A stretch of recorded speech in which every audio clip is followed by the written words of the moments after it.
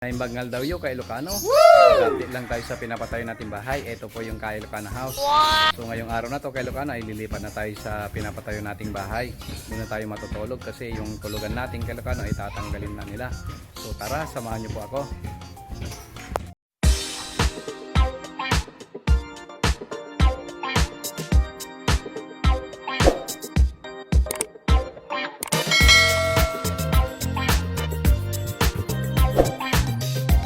Nandito na naman tayo sa Wilcon Dipat, Ilocano, dito sa Bantay, Ilocosor. Yan. Bibili tayo ng tiles para sa kitchen natin, Ilocano. Yan. Tignan nyo naman yung view kay Ilocano. Yan. Bibili tayo ng tiles.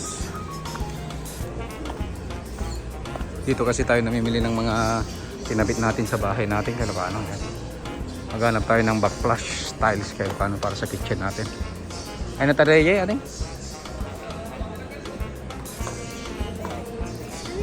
Sureto.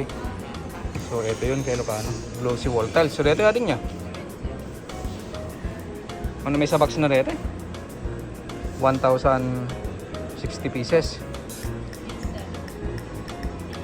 So ito yung kukunin natin kay Ilocano. Yan. Tine-check niya din kung may stock daw. Yan. Tayo ngayon sa Wilcon Dipat. So nakabili na tayo ng backflush ng kitchen natin kay Ilocano. Susunod na natin yung faucet natin na dalawa. So nakabili na tayo kay Ilocano. Babayaran lang natin yung tiles. Yan, dito tayo sa may tiles section.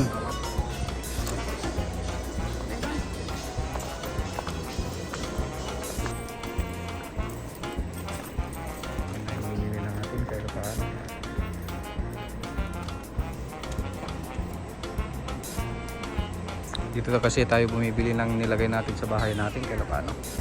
Sa Wilcon Dipat dito sa amin sa Bantay, Ilocosor. Yan.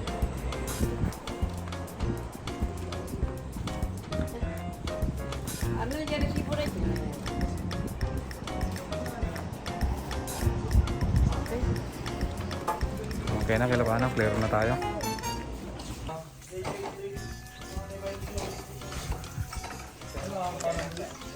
Yung iwan malagit na hindi bigay ng drink. Di problema sa tao dahil birbiyan Attach na sila dito sa garahe kay Ilocano. Dapat ang dito yung tao sa napukaw. Kaya katapukaw ang arod.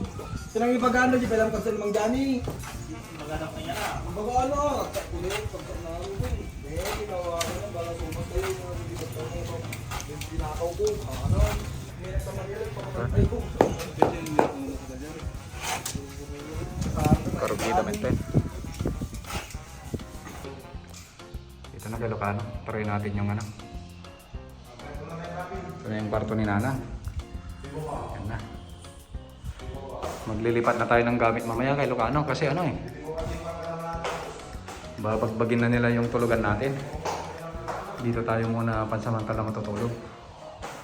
Pinapa-activate lang natin tong aircon natin kay Ilocano kasi ang init ng panahon eh. Yan.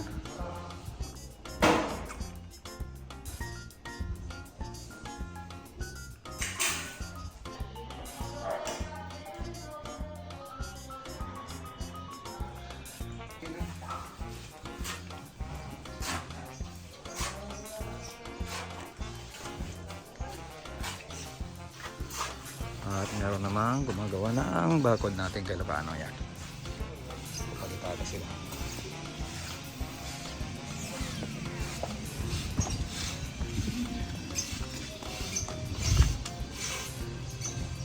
Sila kay Ilocano. Ngayon naman gagawa ng bakod natin.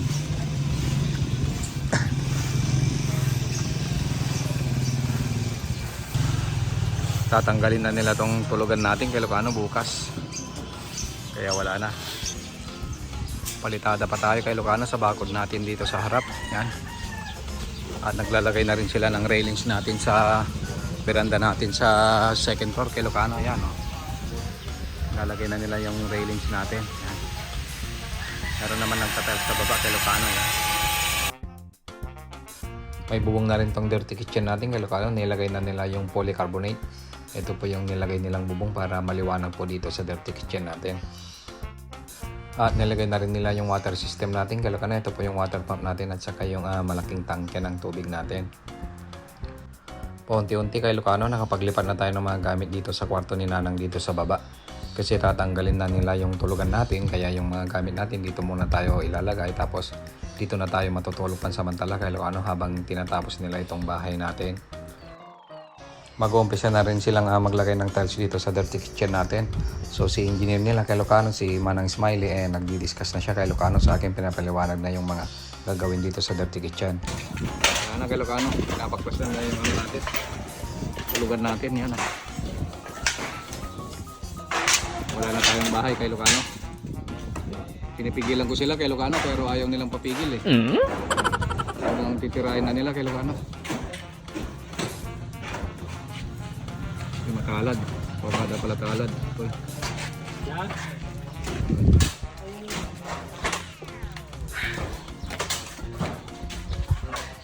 Baka magpimpinta dito eh. Ito yung garahe ka. Nalpas dama dito ko ano. Nalpas dama dito tiles na ito garahe. Ha?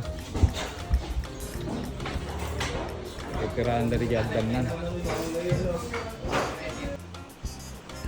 So yun ka Ilocano, maraming salamat po sa panonood. Ito lamang po yung update sa pinapatayo nating bahay. Ingat po tayong lahat ka Ilocano.